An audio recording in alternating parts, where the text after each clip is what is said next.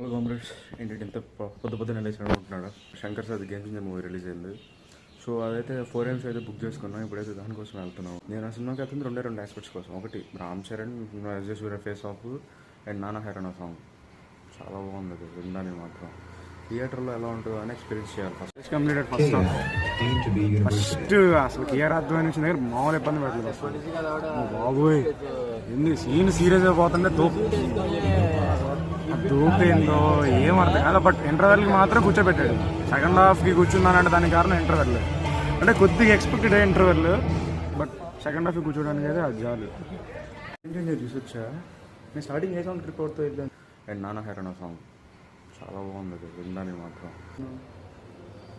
ఆ సాంగ్ లేపేసాడు. సరే, సెకండ్ హాఫ్ స్టార్ట్ అయింది.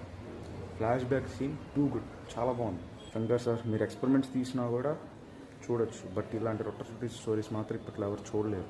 దిల్ రాజు పడ్డ కష్టం అర్థమవుతుంది, కానీ